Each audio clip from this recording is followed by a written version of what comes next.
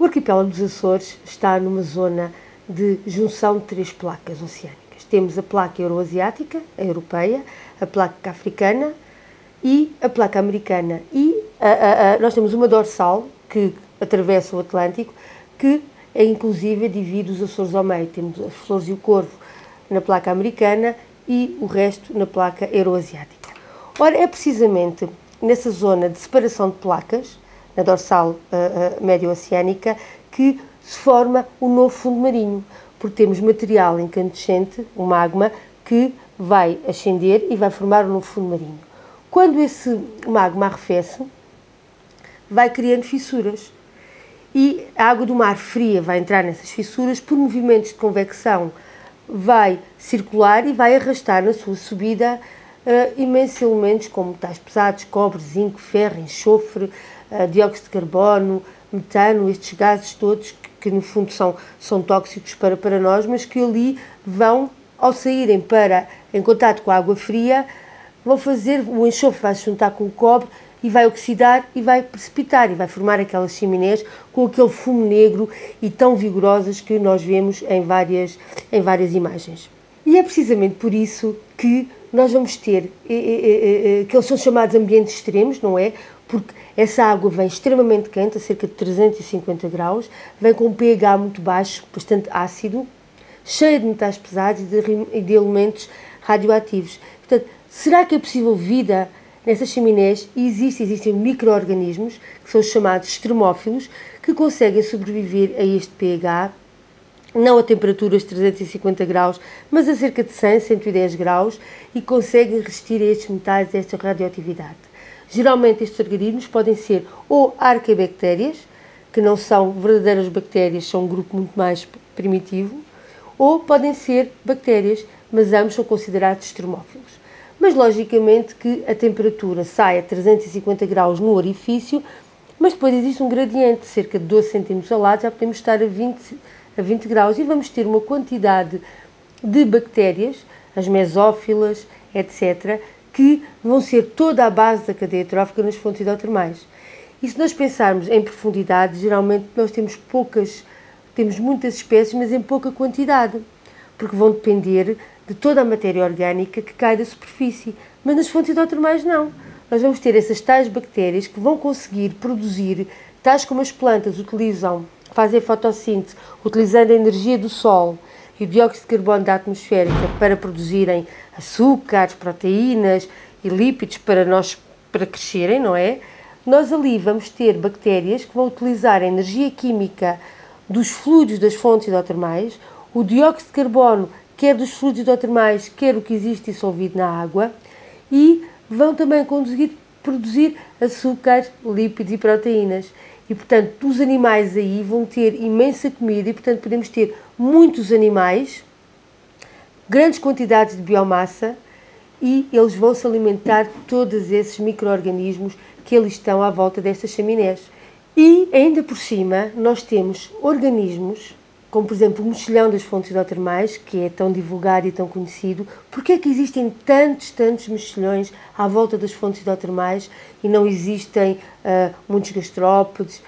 Porque este animal especializou-se. Em vez de apenas filtrar como um mexilhão ou as ameijas que a gente come, não é?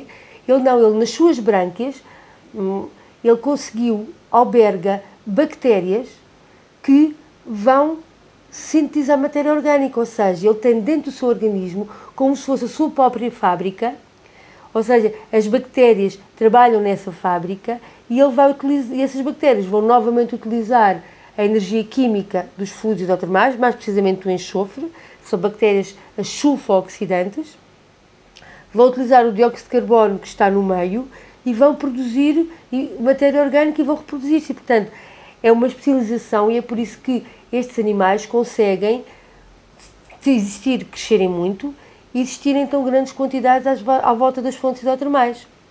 E não aqui nos Açores, mas noutras fontes hidrotermais do Pacífico, existe uma espécie de umas minhocas que vivem num tubo branco e que não têm boca nem ânus e que é através das bactérias, que lá está, bactérias simbiontes que também oxidam o enxofre, que vivem num tecido especial, que elas crescem e conseguem até crescer cerca de 1 metro por ano. E aqui na região dos Açores, nós somos uns privilegiados, não é? Nós temos aqui vários tipos de fontes hidrotermais. As fontes hidrotermais de profundidade, temos o Menesguén, quer dizer pequenina montanha branca, que está a cerca de 840 metros e que também é dominado por estes mexilhões e tem bactérias que utilizam o enxofre e também tem bactérias que utilizam o metano, que oxidam o metano. Porquê? Porque como é uma fonte hidrotermal que está a uma profundidade não muito elevada, nós vamos ter no fluido também muitos gases. Depois, quando vamos um bocadinho mais para sul, cerca de 50 km mais a sul, temos o campo hidrotermal Lucky Strike. Este campo hidrotermal está a 1700 metros de profundidade e todas as suas chaminés hidrotermais estão à volta de um lago de lava. Não vemos a lava vermelha, a lava já está solidificada. Mas é neste campo hidrotermal que nós vamos também encontrar imensos mexilhões, imensos camarões e que se está a desenvolver um observatório. Nós temos instrumentos que estão no fundo do mar e que estão a transmitir em tempo real ou semi-real para uma boia à superfície a quantidade de sismos que acontecem, a variação do oxigênio, imagens dos próprios animais das fontes hidrotermais. Portanto, é um observatório para se estudar a dinâmica de um campo hidrotermal. Se continuarmos um bocadinho mais para sul, temos um novo campo hidrotermal, que é o Rainbow. Em vez de ser um campo hidrotermal que depende essencialmente do vulcanismo, é um campo hidrotermal que está no final de um segmento e, portanto, ele vai ter rochas que vieram do manto e que afloraram. E, portanto, é o que nós chamamos um hidrotermalismo de serpentinização.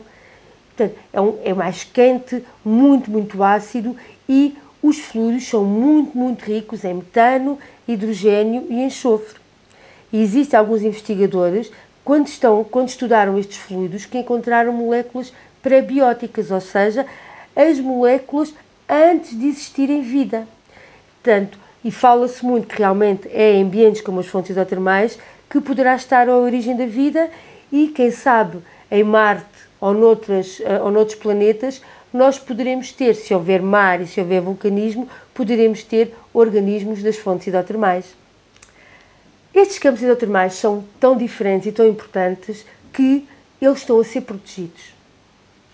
Estamos a utilizar uma abordagem precaucionária, proteger antes de estragar, e foram criadas áreas marinhas protegidas, que fazem parte do Parque Marinho dos Açores. E porquê é que estamos a protegê-los? Porque, como viram, eles têm características únicas. São ambientes que não existem em praticamente mais lado nenhum. E a espécie de mexilhão que existe é mesmo endémica destas fontes e da região dos Açores e chama-se, com o bonito nome, de Batimodiolos azóricos. Também existem fontes hidrotermais de baixa profundidade. São um pouco diferentes. Nós não vamos encontrar este ciclo do enxofre como encontramos nas fontes hidrotermais de grande profundidade. Nós mesmo aqui pertinho temos em São Miguel algumas na zona costeira, aqui no Faial também, e também temos em Montes Submarinos, por exemplo, Banco de Dom João de Castro, que também é uma área marinha protegida, tem um campo hidrotermal à volta dos 23 metros. Não vamos encontrar espécies endémicas, ou seja, que só existem nas fontes hidrotermais, mas vamos encontrar uma quantidade de micro-organismos que vão depender também destes fluidos, que são muito ricos em gases, também têm enxofre e muito ferro e outros metais. E, portanto, nós vamos encontrar estes ambientes fantásticos, não só a grande profundidade, mas também aqui junto às nossas costas. E muitas das zonas termais, se pensarmos, não serão elas também um bocadinho uma fonte hidrotermal de bem baixa profundidade? Nós aqui no Departamento de Oceanografia e Pescas da Universidade dos Açores estamos a estudar as fontes hidrotermais sobre vários aspectos.